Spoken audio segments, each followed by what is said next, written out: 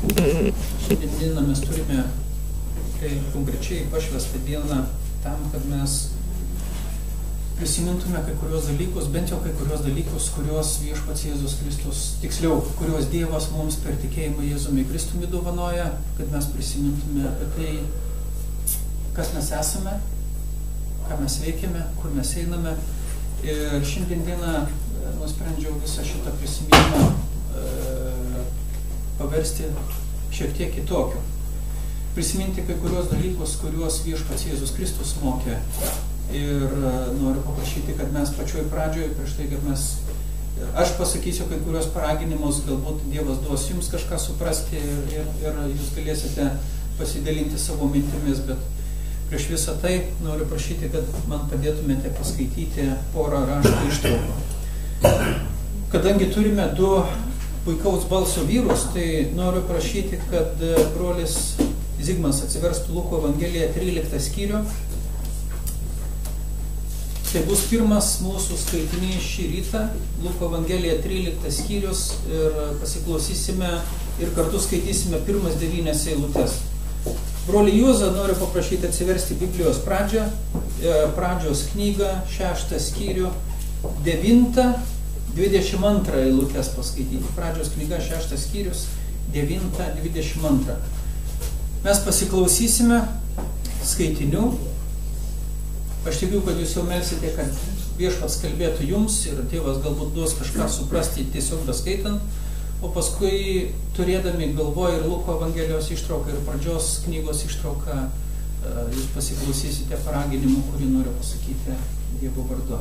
Taigi, pirmasis skaitinys, Luko Evangelija 13 skyrius, pirmas 9 eilutės.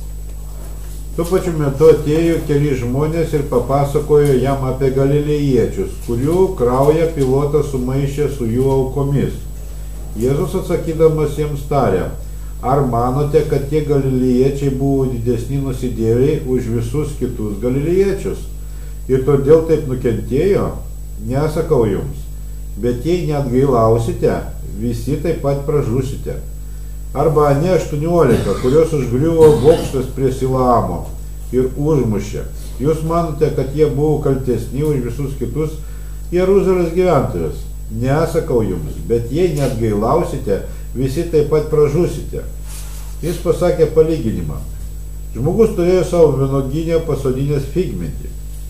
Kartą jis atėjo pažiūrėti jo vaisių, bet nerado. Ir tarė sodininkui: jau 3 metai, kai ateinu ieškoti šio figmedžio vaisių ir vis nerandu. Nukirsk jį, kam dar žemę alina. Anas jam atsakė: šeimininkė, palik dar jį šiais metais, aš jį apkasiu ir patrešiu. Jei jis duos vaisių, gerai, o jei ne, tai iškirsk jį. Amen.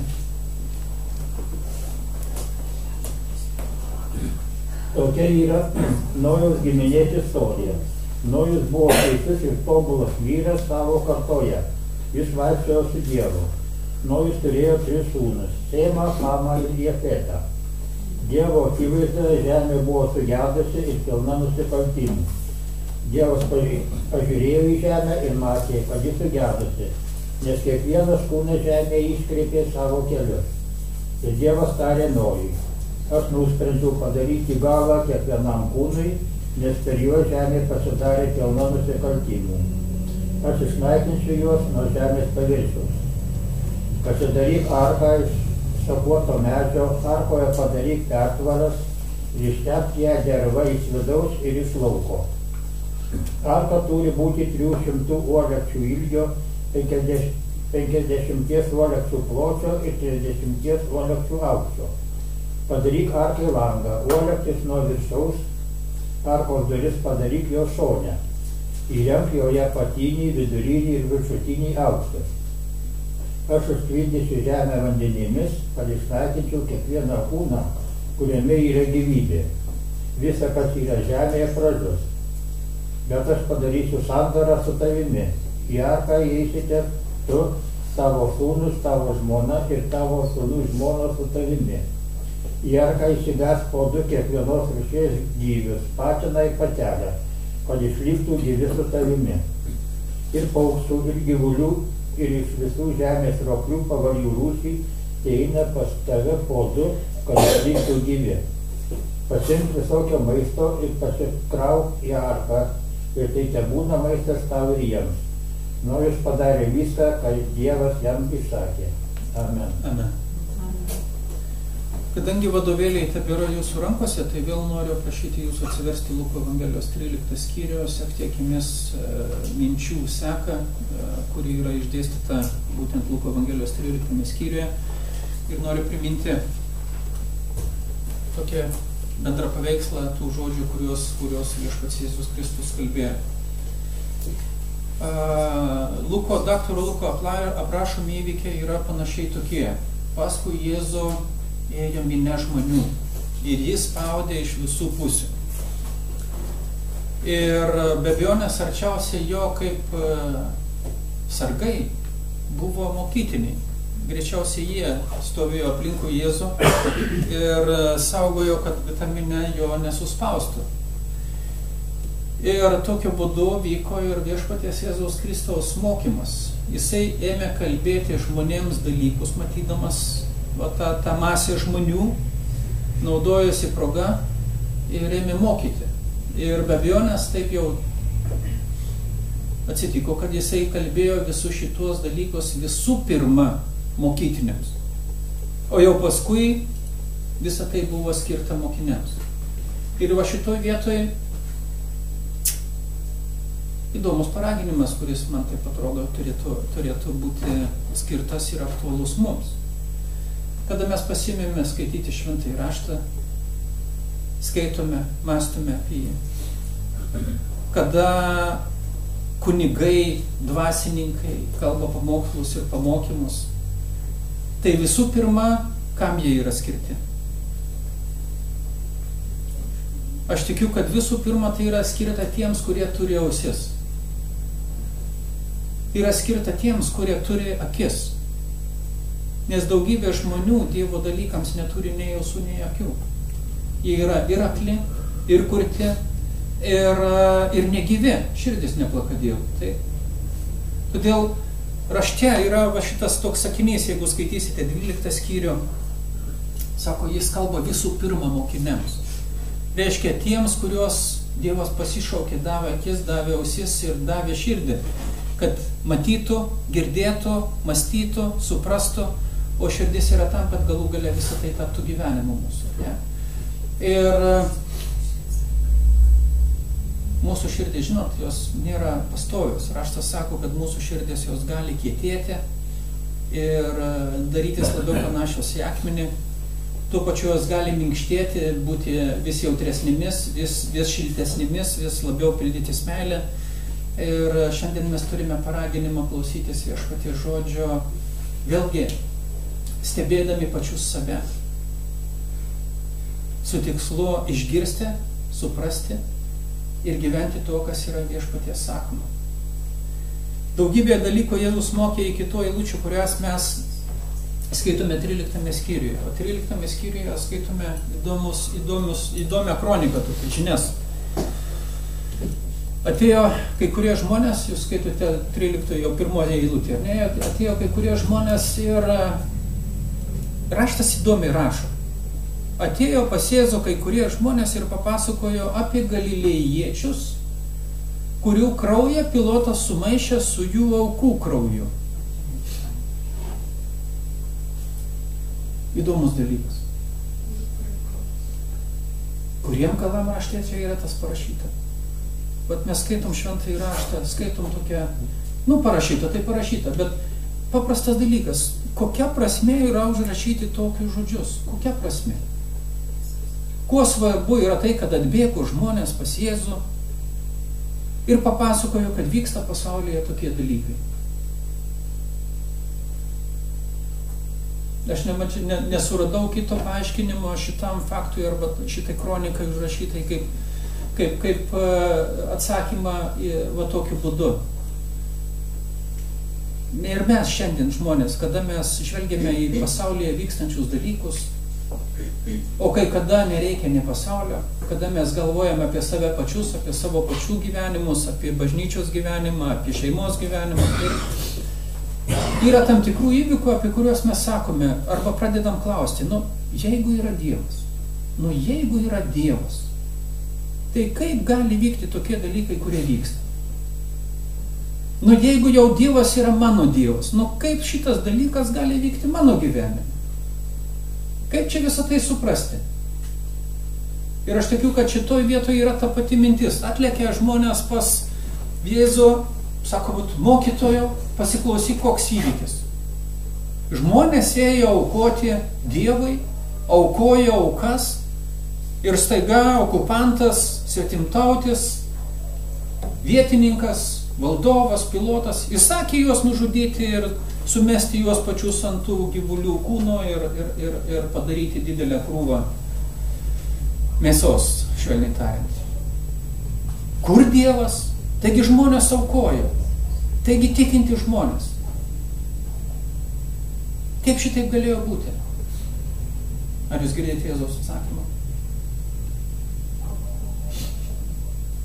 Ir vėl kitas įvykis yra toks. Sako, žmonės susirinko prie Siloamo tvenkinio. Jeigu aš neklystu, pavadinimas Siloamas reiškia siųstojo tvenkinys, Mesijo tvenkinys, stebuklų vieta.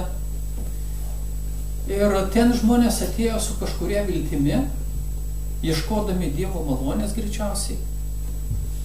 Bokštas nugriuvo ir užmušė keletą žmonių. Kaip gali būti tokie įvykiai šventose vietose?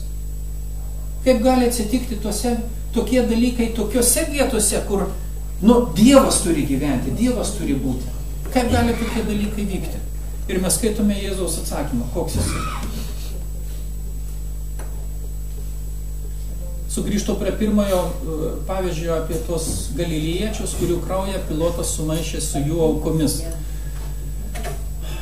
Iš tikrųjų, aš nežinau, kas ten atsitiko. Negaliu pasakyti, kodėl pilotas pasielgė šitaip žiauriai. Galbūt buvo kažkokie labai jau neteisūs kareiviai, kurie įžūliai paniekino tuos žmonės, juos įžudė vien dėl pramogos. Galbūt pasakė, oi, tu žydas, bėk. Ir žiūri, ar pataikės ar nepataikės iš strėlės. Pataikės ar nepataikės kardų nukirsti. Galbūt buvo pramoga. Bet galėjo būti ir kitokie dalykai. Gali būti, kad Roma buvo davusi įsakymą nesirinkti didesnėm grupėmis negu kad po 3. Tam, kad užkirstų kelią bet kokiam maištui. Ir jūs žinot, pasaulyje tokių nurodymų yra. Net ir šiomis dienomis kai kuriuose šalyse yra tokie nurodymai. Nesirinkti daugiau kaip po 3. Neorganizuoti maišto. Nekurti pasipriešinimą. Ir tų galilėjiečių galėjo būti 4. Galbūt žinodami šitą nurodymą, jie susirinko didesnę grupę, negu kad įstatymas reikalauja. Ir susilaukė galingų greitų pasiekmių. Komentaro, kodėl Siloamo bokštas nugriuvo, neturiu.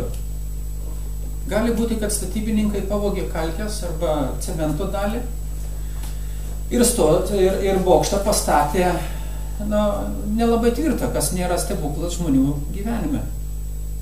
Ir atėjus metui erozija paplovė kai kurias bokštų dalies, susvyravo ir nugriuvo. Ir pataikė būtent ant vieno ar kito žmogaus. Sunku komentuoti visus dalykus, bet tai, ką viešpats Jėzus Kristus pabrėžia, yra pagrindinis dalykas. Aš tikiu, kad tai yra pagrindinė mintis kylanti iš šių 2 palyginimų. Brangieji,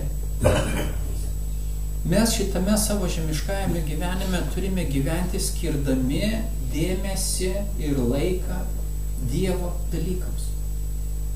Mūsų gyvenimas yra ir ilgas, ir trumpas tuo pačiu metu. Kol gyveni vieną dieną, kai kada atrodo, kad diena yra labai ilga ir lauki vakaro, lauki poilsio ir galvoji, kada čia pasibaigs vienas ar kitas darbas, įvykis ar kažkas tai panašaus. Bet tuo pačiu, kada atsigręžėme atgal į savo gyvenimą, Brangiai, kiek truko jums nugyventi ir pasiekti 50, 60, 70 metų ribą? Ar ilgai gyvena?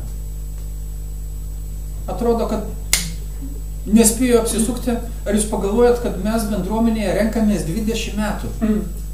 20 metų, aš esu nustebęs. Jūs einate čia klausytis pamokslų, pamokų 20 metų. 20 metų tai ne 2 metai. Neįtikėtina. Ir kada galvoju apie trukmę tų 20 metų, atrodo, kad jie 1-2 ir prabėgo. Mes tik visai neseniai susitikom, visai neseniai bendraujam. Sąlyginiai dalykai. Ir Viešpats sako tokią mintį, aš tikiu, kad galima iš tų 2 Jėzaus panaudotų pavyzdžių tam atsakymui šitą, kurį jis davė, išsakyti štai tokią platesnę mintį. Sako, iš tikrųjų tu gali gyventi ir gyventi susikoncentravęs į daugelį mūsų šitų žemiškų dalykų. Gali rūpintis pragyvenimo dalykais, gali rūpintis žmogiškais dalykais, kurių tavo prigimtis šaukia ir galbūt kažkas tai kažkieno nurodymų tu esi priverstas dar kažkokiais dalykais rūpintis. Bet jeigu tu neskirsi dėmesio Dievo dalykams, tai visai gali būti, kad mirtis ir gyvenimo pabaiga užklups tave visiškai nepasiruošusi ir netikėtai. Ir susitikimas su Dievu gali įvykti visiškai neplanuotai ir žymiai greičiau, negu mes įsivaizdavom. Pagrindiniai Jėzaus žodžiai sako, ar jūs manote, kad čia jie buvo išskirtiniai, kad jiems teko patirti tam tikrus dalykus? Ne, bet Jėzus sako, bet jeigu jūs neatgailausite, visi panašių būdų žūsite. Netikėtai, neplanuotai, nepasiruošę, jūs būsite pagauti ir galbūt prarasite malonę patirti tikrąjį gyvenimą. Todėl Viešpats Jėzus Kristus sako, jūs turite būti pasiruošę. Ir kaip mokytiniams mes turime tam tikrą paraginimą tokį, sako, jūs visada privalote gyventi tarp 2 tokių, kaip čia pasakius, įtampų. 2 srityse.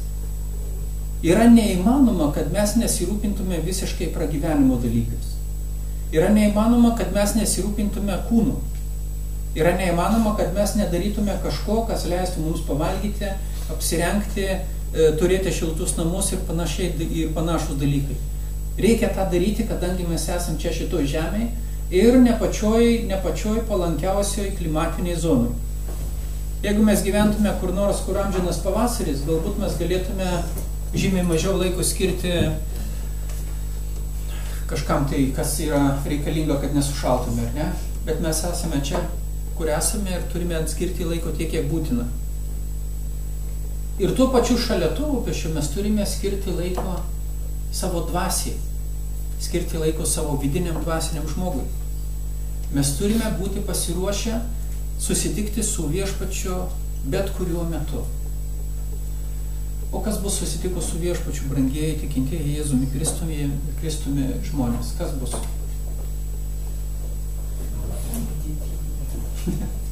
Jeigu skaitysime, raštas yra pilnas perspėjimų. Mes visi tikintieji stosime Viešpaties Kristaus akivaizdoje ir būsime įvertinti už visą savo gyvenimo būdą, už visą savo gyvenimą. Pirmas laiškas Korintiečiams, 3 skyrius, jeigu jūs prisimenat tokią rašto vietą, jeigu negalit dabar atsiversti ir pasižiūrėti, kas ten yra parašyta. Apaštalas Povilas sako, brangieji, jūs įgijote dvasinio gyvenimo pamatus ir tas pamatas yra pats Viešpats Jėzus Kristus. Nesileisime dabar nesmulkmenas, ar ne? Ir sako, jūs turite žiūrėti, kokiu būdu ant šito pastato ką statote, kokiu būdu gyvenate su šita žinia. Nes tikinti žmonės ant šito Kristaus pamato gali statyti pastatą, kuris yra ar tai iš aukso, iš sidabro, iš brangių akmenų, bet gali statyti ir iš medžio, šieno, šiaudų. Ir va pagrindinė mintis, kurią noriu pasakyti, sako, viešpaties diena visą tai atskleis ugnimi.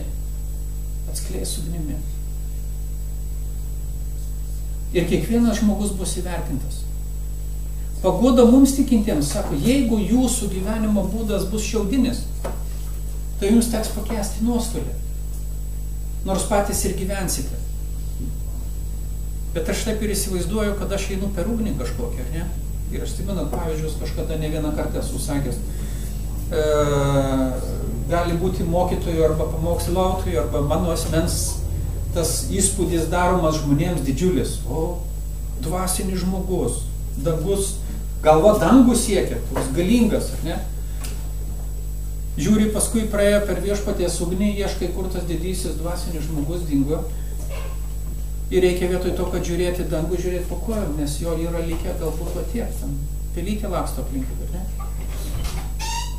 Šiandien dieną mes turim paraginimą, brangieji, gyvenkite gyvenimą, rūpinkite savo dvasinių gyvenimų, savo pažangą. Ir noriu pabrėžti žodžius, atgailaukite, atgailaukite, atgailaukite. Broli, sesė Kristuje, ar tau reikia atgailauti? Šiandien. Pagrindinė žodžio atgaila reikšmė, kurią aš noriu pabrėžti ir jis pabrėžiu, yra keisk savo nusistatymą, keisk savo nusistatymą, keisk savo nusistatymą ir gyvenimo būdą su viešpaties pagalba. Keisk. Tikinčiam žmogui tai yra nuolatos besitęsiantis dalykas, nes viešpats man tikinčiam vis atveria ir parodo ir vieną ydą, ir antrą ydą, ir trečią ydą, ir vieną prisirišimą, kuris yra kenksmingas mano asmeniui, ir dar vieną prisirišimą kokį nors. Ir yra toks žodis priklausomybė. Žinot, mes nelabai tai mėgstam žodžių priklausomybė. Mes sakom, kad priklausomi žmonės yra tie, kurie geria, tie, kurie rūko, tie, kurie azartinius žaidimus žaidžia ir panašiai. Bet tenka pripažinti, kad mes visi viena ar kita rūšimi esame priklausomi nuo vieno ar kito dalyko. Paprasčiausias dalykas gali būti nuo televizoriaus, gali būti nuo draugės ir pasikalbėjimo su ją. Gali būti patys įvairiausi tokie prisirišimai, kurie yra tušti, nereikalingi ir netgi žalingi. Todėl viešpats šaukia, atgailaukite ir būkite pasiruošę. Ir noriu pratęsti dar Luko Evangelijos mūsų skaitytą ištrauką, pasižiūrėkite į vadovėlius. Ką toliau Jėzus Kristus pasakoja? Jisai ima ir pradeda pasakoti keistą palyginimą. Vis štaiga šaukia, atgailaukite, nes priešingų būdų jūs visi pražūsite. Ir toliau pasakoja pasakojimą. Štai vienas žmogus turėjo vynuogyną, ten pasisodino figmedį ir laukė jo pradedant nešti vaisių. Laukė 3 metus ir galų gale sako, gal laikas jau iškirsti tą figmedį. Alina mano vilčių nepateisina, alina sodą ir ne vietoj. Sodininkas sako, dar pabandykim patrešti ir jeigu neneš vaisiaus, tada ir iškirsim, ar ne? Ką Jėzus Kristus sako šiuo būdu, šito palyginimu tiems, kurie jo klausėsi, miniai ir visų pirma mokytiniams.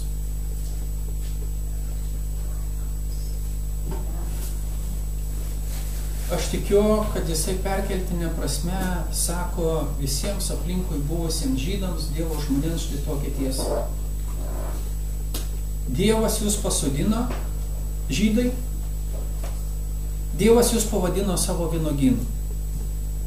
Ir Dievas trokšta, kad iš jūsų būtų kažkoks vaisius. Ne tik kažkoks vaisius, bet jūs neštumėte gerą vaisių. Ir štai aš esu jūsų tarpe, kalbu, darau darbus, liudiju viešpaties malonę, kviečiu jūs atgailai ir šaukiu pasitikėti Dievo apreikštąją tiesą. 3 metus. 3 metus tą darau. Ir jūs matote šitą visą veiksmą. Bet vaisiaus nėra. Ir jau ateina metas, kad gal reikia ir pabaigti savo misiją. Gal jau reikia nukirsti šiuo metu. Bet sodininkas, kuris yra, kas toks? Jėzus. Ne. Atsimenat, Kitoje vietoje Jono Evangelijoje 15 skyriuje Jėzus pasakoja kitą palyginimą. Sako, aš esu vynuogynas, vynininkas ir vynmedis ir vynininkas. Vynuogyną prižiūri tėvas, vynmedis yra Jėzus Kristus, atsimenat? Ir kas neneša vaisiaus, tai iškerta ir panašiai. Bet sodininkas ir vynininkas yra pats Dievas. Dievas sako šiuo atveju palyginimui, ir ne, sako, palaukim dar, 4 metai prasideda. Aš dar patrešiu, dar padarysim šiokį tokį darbą ir pažiūrėsim, kas bus. Ir Jėzus Kristus dar pusmetį ir daugiau dar prabuvo žydų tarpe, kol galų gale buvo nukirstas, o žydų tauta pasiekė sunaikinimą. Kitose vietose Jėzus Kristus žydus perspėjo. Jūs prisimena tą palyginimą apie iššluotus ir sutvarkytus namus? Sako, kada stipruolis gyvena namuose, velnias, nieko negali padaryti, jeigu neatsiranda stipresnis, kuris ateina, išvaro stipruolį, atima jo ginklus ir namus išpuošia. Išvalo ir sako, dvasia paklaidžiuosi kurį laiką aplinkui, neturėdama kur prisiglausti, sugrįžta į savo pirmykščius namus ir randa namus kokius. Atsimenant, sutvarkytus ir iššluotus. Tada ką jinai daro? Jinai sako, aš buvau per silpna. Man reikia pasiimti subnuomininkų dar į tuos namus. Jinai nueina, prasiveda dar 7 kartus su savimi dvasias ir sako, paskutinėje padėtis būna blogesnė, negu kad buvo prieš tai. Ir Jėzus sako, tai bus šitai kartai. Jėzus Kristus sako, aš atėjau čia, dariau darbus, velnio darbai buvo griaunami, Dievo šviesa atėjo, Dievo tiesa atėjo. Ir kada aš pasitrauksiu, sugrįš šėtonas ir šitą kartą bus sunaikinta, šitai kartai bus labai, labai blogai. Čia perfrazavimas tam tikrų tiesų yra. Taip. Bet šitoj vietoj viešpats Jėzus Kristus sako, jeigu vaisiaus nebus, mes iškirsim šitą figmedį ir viskas tuo ir pasibaigs. Jėzus Kristus buvo ženklas to meto žmonėm. Jėzus Kristus buvo liudytojas to meto žmonėm. Dievo tiesos skelbėjas. Dievo stebuklas žmonių tarpe. Ir nors žmonės aplinkui lakstė ir sakė, Jėzau, parodyk ženklų ir stebuklų, padaryk ženklų ir stebuklų, įrodyk, kad tu esi Dievo siųstasis, kad tu esi tas asmuo. Jėzus sakė vieną tiesą, aš nesiruošiu labai ilgai diskutuoti, sako, jums užtenka manęs kaip ženklo. Jums užtenka žmogaus kaip ženklo. Ar aišku, apie ką kalbu? Jisai savo metu sakė tokį dalyką, sako, taip kaip pranašas Jona buvo ženklas Ninevės miestų gyventojams, tai bus ir šitai kartai. Toks pat ženklas bus duotas ir šitai kartai. Ir jeigu mes prisimenam Ninevės miesto ir pranašo Jonos istoriją, tai ką mes galim papasakoti apie pranašą Joną? Ninevėj tuo metu gyveno apie 100 000, apie, jeigu aš neklystu, ar tai 50 000 žmonių, ar tai gal nedidesnis skaičius, neprisimenu tiksliai skaičių. Tai buvo didžiulis miestas, jam pereiti reikėjo savaitės. Pranašas Jonas galų galiai kalbėtas Dievo, atsimenat istoriją, ar ne? Ėjo, sako, ir jisai ėjo per miestą ir ką darė? Įsivaizduokim, Ninevės gyventojai tai nebuvo žydai, tai buvo ketitaučiai, pagonės, stabmeldžiai, arabai. Ir štaiga pasirodo žydas. Tikras žydas, su barzdelė, nedidelis, nosis, kaip priklauso. Eina ir pradeda sakyti žmonėm, dar 40 dienų ir viešpats sunaikins šitą vietą ir jūs kartu su visko. Jeigu jūs net galausit ir nekeisit savo gyvenimo būdą. Kaip turėjo reaguoti arabai? Ar žinot arabus?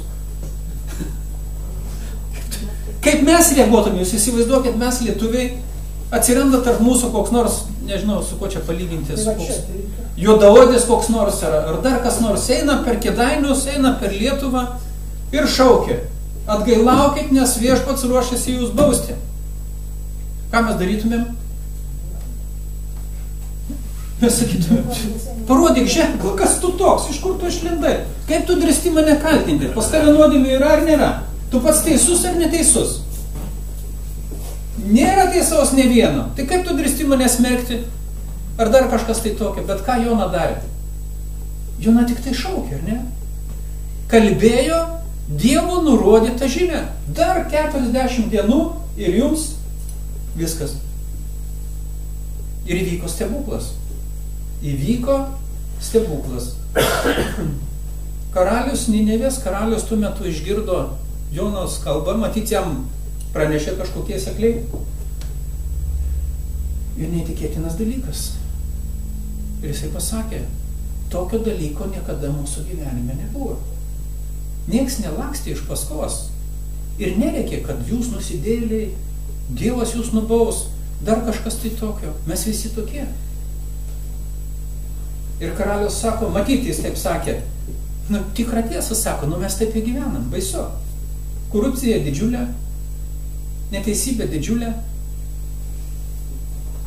Ir štai toks ženklas. Nei iš šio, nei iš to išdygo žydas, Dievo išrinktos tautos narys, atėjo pas mus ir rėkė, viešpats sunaikins jūs. Ne prieš gerą čia. Gal atgailaukim. Ir išleido įsakymą, atsimenat? Visiems, net ir gyvuliam, pasnikauti, atgailauti, taisyti savo kelius. Ir viešpats miesto pasigailėjo. Jėzus Kristus sako, štai yra jums ženklas. Jums ženklas, žydai tuo metu, kada Jėzus kalbėjo, ne? Štai jums yra ženklas, Jono ženklas. Aš esu kalbėtojas. Aš kalbu žodžius. Tas žodis, kurį jūs girdite, jeigu turite ausis, turėtų padaryti reikalingą darbą. Tas žodis ir mano asmuo, kurį jūs matote, turėtų atlikti reikalingą darbą. To užtenka, kad jūs būtumėte įtikinti Dievo tiesoj ir savo pačių padėtyje arba savo pačių būsenui, kas jūs tokie esate ir kur jūs esate. Taip? Jėzus Kristus sako, aš esu tas ženklas. Ir jeigu jūs į tai neatkreipsite dėmesio, jūs visi pražūsite. O dabar sugrįžkime į Nojaus laikus. Nojaus laikai yra trumpai aprašyti, bet pakankamai įspūdingi. Ir kad daugybė žmonių gyveno, jūs galite atsiversti pradžios knygos 6 skyrių, paskaityti, prisiminti tas eilutes ir panašiai. Vėl labai trumpa istorija, ar ne? Žmonės gyvena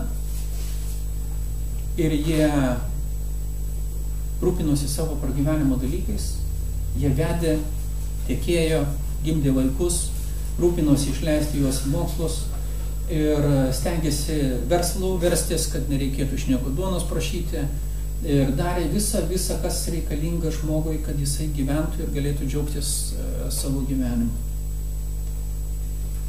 Ir staiga atsiranda Nojus. Tyliai ramiai pradeda statyti laivą. Žmonės pradėjo tikriausiai klausinėti, Nojau, ką tu čia darai? Statyti Titaniką nėra taip jau paprasta. Tai ne degtuko dėžutės rinkti etiketės ar pašto ženklus, ar dar kokius nors suvenyrus krauti kambarėlį pas save kur nors. 120 metų yra pakankamai ilgas laiko tarpas. 120 metų. Nojau, ko tu vertiesi? Statau laivą. Kam tu laivas dykumos vidury? Vaizdžiai tariant, dykumos vidury. Kam tu laivas? Kur tu su juo plauksi? Vandeninai tuo metu jau irgi buvo. Nežinau, gal vandeninas netoli buvo. Kaip ten būtų? Nojau, kam tau tą jachtą? Vaizdžiai tariant, ar ne?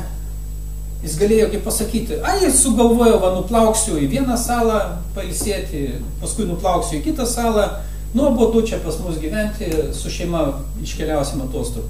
Ar jis galėjo tai pasakyti? Aš nežinau, ar dykumoje statė, galbūt vandeninai, visą laiką vandeninai buvo. Kai Dievas sukūrė žemę, vandeninai jau buvo ir galbūt žmonės žinojo, kad vandeninai yra Viduržemio jūro, kadangi veiksmas vyksta visą laiką Mesopotamijoje, buvo ir upės didelės, ir Viduržemio jūra ir panašiai, ir žmonės tos dalykų žinojo. Galbūt stebuklo kažkokio nebuvo, kad ten laivas stato.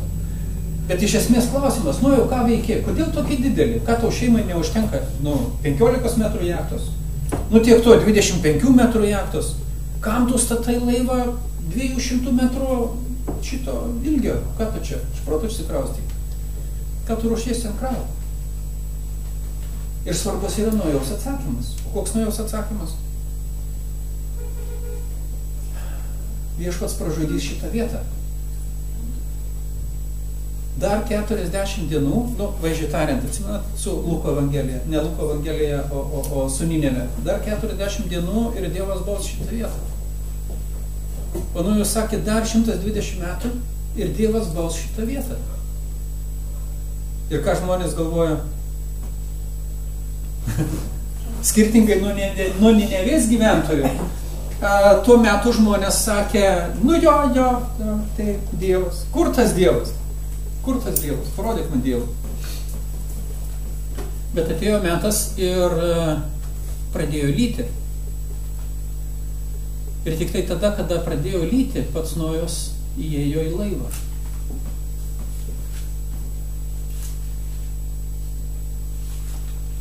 Nojus pakluso viešpačiui. Įdomus toks pastebėjimas, čia galima pamatyti šitą dalyką. Nojus pakluso viešpaties nurodymui, ką jis turi daryti, darė, bet ne visiškai pasitikėdamas tuo, ką Dievas jam pasakė, jog darys su visų pasauliu. Ir jeigu skaityti 6 skyrių ir toliau, ir tik tada, kai pradėjo lyti, Nojus įlipo į laivą. Niekur neskubėjo. Bet kada vandenys pratrūko ir jau pradėjo matyti apsėmė ten kokį nors daržą, kieno nors, ar išplovė, kieno nors ten kažką tai nuplovė, Nojus sako, reikia lipti laivą. Planas prasidėjo ko gero. O kiti ir tuo metu dar netikėjo ir sakė, čia matyti lyja, bet tuoj pasibaigs lietus.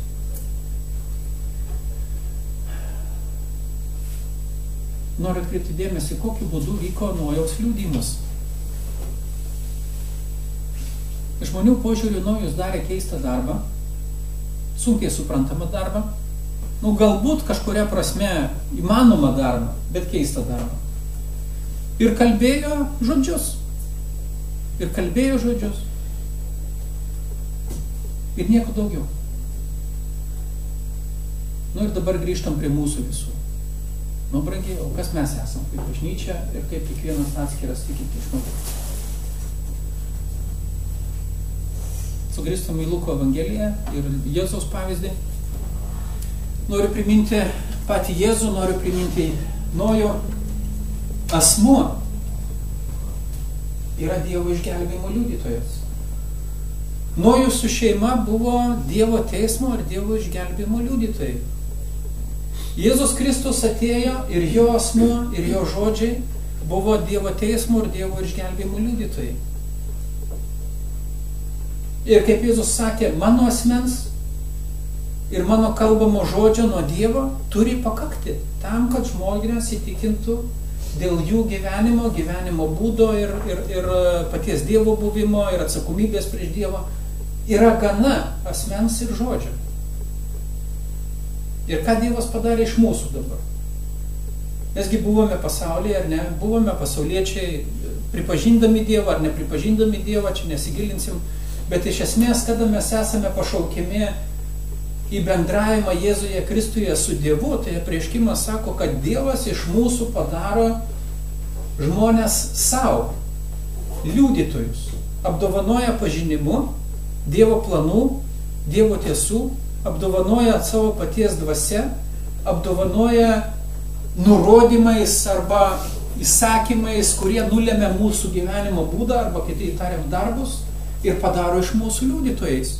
Liudytojus Dievo tiesos, Dievo išgelbėjimo, Dievo teismo ir Dievo išgelbėjimo. Sako, kada jūs gaunate Dievo šventąją dvasią, jūs tampate naujų kūrinių. Pašauktų išaukštinti darbus to, kuris viską sukūrė ir pašaukė jūs į šlovę. Dievas davė mums darbą. Labai ilgai nesigilina. Bet štai, ką noriu pabrėžti. Brangiausias, Jėzuje Kristuje mes esame liudytojai, kurie turime liudyti viešpaties teismą ir išgelbėjimą. Savo žodžiais, kuriuos Dievas gali palydėti ženklais, stebuklais, jeigu norės, bet jeigu nenorės, pati dvasia atveria žmonėms tiesą iš to, ką jūs kalbate ir liudijate. Tuo pačiu jūsų asmuo yra paliktas kaip liudytojas Dievo tiesos. Ir kaip Jėzus sakė savo kartos žmonėms, taip mes galime nusiraminti ir sakyti savo patiems, brangieji, jūsų asmens užtenka tam, kad Dievo dvasia būtų liudytojas ir atliktų Dievo pavestą darbą. Nereikia netgi ženklų ir stebuklų. Bažnyčia yra ženklas žmonėm. Pakankamas tam, kad jie atgailautų ir šauktųsi viešpaties Dievo. Tu atskiras asmuo. Esi Dievo liudytojas, darantis įtaką daugeliu žmonių. Vien savo asmeniu, savo gyvenimo būdų, savo tikėjimu, savo pasitikėjimu ir babinės žodžiais žinios, kurie Dievas įstatė į mūsų lūpas. Taigi, iš viso to noriu pabrėžti vieną tiesą. Mes nesame išskirtiniai kažkuo iš visų kitų Dievo pašauktų žmonių. Galbūt išskirtiniai tuo, kad esame šiek tiek kitokius darbus pašaukti daryti viešpaties vardo garbei. Bet principas yra tas pats. Dievas pašaukė, Dievas įdėjo žinią į mūsų širdis, į mūsų protus ir pasakė, tu esi mano liudytojas. Kalbėk tai, ką aš tau sakiau kalbėti, ir tai yra tavo darbas. Žinote, kiekvienas darbas turi turėti rezultatą kažkokį, ne? Jeigu mes nematom rezultatų, tai mes liaujamės dirbti vienokio ar kitokio būdu. Ar pastebėjom? Jeigu, tarkime, aš bandau supaprastinti tą mintį ir pasakyti, bet jeigu mums, bet kuriam iš mūsų paliudijus pirmą kartą, žmonės atgailautų ir sakytų, ačiū tau, kad tu atėjai ir pažinau Jėzų Kristų ir ateitų į bažnyčią. Nu tiek to, pirmą kartą ne, antrą kartą ne, nu kiek kartų ne, bet kažkurį 7 kartą jau būtų gerai. Atsiranda žmogus, ateina į bažnyčią ir mes sakom, o, kalbėsiu toliau. Tiek to, 1 iš 10, kalbėsiu toliau. Bet jeigu kalbėjai 1, 2, 3, vienus metus, 2 metus, 3 metus ir žiūri, nu, nieko. Tai kokia tendencija atsiranda? Gal reikia užsičiaupti ir nekalbėti, nes kokia prasmė kalbėti, jeigu naudos tai jokios? Nu, 120 metų kalbėję. Amen. Aš tą noriu pabrėžti, pradėjai. Yra paprastas dalykas, man kažkiek apšvietimas yra toks, ir, nes aš labai linkęs į rezultatus, aš pats asmeniškai linkęs į rezultatus. Bet atkreipiau dėmesį, Dievas davė darbą. Ir kituose laiškuose yra sakoma, kiekvienam kūno nariui atskirą darbą. Ir sakė, darysi tu šitą darbą. Nu ir bendrai dabar paėmus mums visiems. Dievas davė mums pašaukimą ir pareigą liudyti Dievo teismą ir išgelbėjimą per viešpatį Jėzų Kristų. Kalbėti. Čia yra darbas. Žinot, radiją. Pakabino taškus radio butuose arba pasaulyje. Bats taškas radio, garsą atsisuka ir jisai plepa. Kalba į kalbą. Ir čia yra mums paguoda ir pasakymas. Tavo darbas yra liudyti. Ar klausys, ar nesiklausys, liudyti. Nepamiršk šitą. Tai yra tavo darbas. Tu esi Dievo liudytojas. Nepamiršk šitą. Aišku, mums iš karto dar ir visų kitų yra pašaukimų ir pareigų ir kitų dalykų, bet šiandien dienai noriu pabrėžti, kad brangieji, būkime paguostytame. Jėzus sakė, užtenka mano asmens ir mano kalbamo žodžio, tam, kad jūs turėtumėte priežastį atgailauti, šauktis viešpaties ir pradėti savo dvasinį gyvenimą. Ir Dievo surinkimas yra jo kūnas šiandien, ne? Kristus yra galva, o surinkimas yra kūnas. Per savo bažnyčią viešpats Jėzus Kristus daro tą patį darbą. Jis ir sako, mano asmens gana ir mano žodžio yra gana, kad pasaulio žmonės išgirstų, turėtų galimybę atgailauti ir pradėti gyventi dvasinį gyvenimą. Bažnyčios egzistavimo gana kaip ženklo ir stebuklo pasauliui. Tavo asmens gana. Todėl būkime atvirti tame ir atitieskime sulinkusius kelius, pakelkime savo nusivylusias širdis, suvokime, kad tai yra darbas, kurį Dievas mums yra pavedęs daryti ir darykime jį, melsdami meilės į savo širdį, melsdami pakantumą į savo širdį, kad mes nebūtume tie, kurie einam aplinkui ir sakom, ach, tu nusidėlė, Dievas tave nubavo, o tu nusidėlė, Dievas tave nubavo, o tu nusidėlė, nes jeigu tai vaikščiosim su tokiu, aš geresnis, Jėzus mane išgelbėjo, o tu nusidėlis, tu įpuls iš paskos sakyti, palauk, o tu be nuodėmės, o tu pažiūrėk, kaip tu gyveni, o kas tu toks, o kaip tu kalbi. Net jeigu ir gerai, gražiai kalbi, vis tiek tavęs nesiklausysime, ne? Visame kame viešpats sako, visus šitos dalykus reikia daryti mylint žmonės. Nesiekiant pasmerkti, save išaukštinti ar kažkas tai panašaus, bet mylint žmonės. Taigi, brangieji, norėjau priminti, kas mes esame. Ir kokią turime džiaugsmą, kokį džiaugsmą turime ir galimybės turime. Dievas yra padaręs iš tavęs ir manęs ženklų šitam pasauliu. Užtenka tavo asmens ir užtenka tavo liudijimo, kaip galimybės pasauliui atgailauti, ieškoti Dievo ir keistis. Mums, aišku, žmonėms, mes turime pašaukimą gerą daryti, be abejonės, ar ne? Mes turime pašaukimą daryti gerus darbus. Mes turime pašaukimą mylėti vienas kitą, čia šalia to, kad mes kalbame ir panašiai. Ir šitų dalykų taip pat negalima pamiršti. Bet Luko Evangelijos 13 skyrius, 1-9 eilutės. Nesistebėk, kad pasaulyje vyksta tokie ar kitokie dalykai. Nesistebėk. Daugeliu atveju tai yra tik tai paraginimas. Skubėk susitvarkyti savo širdį viešpaties akivaizdą. Skubėk susitvarkyti savo gyvenimą viešpaties akivaizdą. Šalia visų dalykų, kuriuos tu darai šitoj žemėje, nepamiršk Dievo ir jo dalykų. O jūs, kurie esate mano žmonės, sako viešpats, nenusivilkite. Jūs patys savaime esate mano liudytojai. Jūsų asmuo, jūsų geri darbai ir jūsų žodžiai. Ir šito gana, kad pasaulis būtų perspėtas, įtikintas, atgailautų ir šauktųsi Dievo. Ir visa tai yra Jėzaus Kristaus darbas.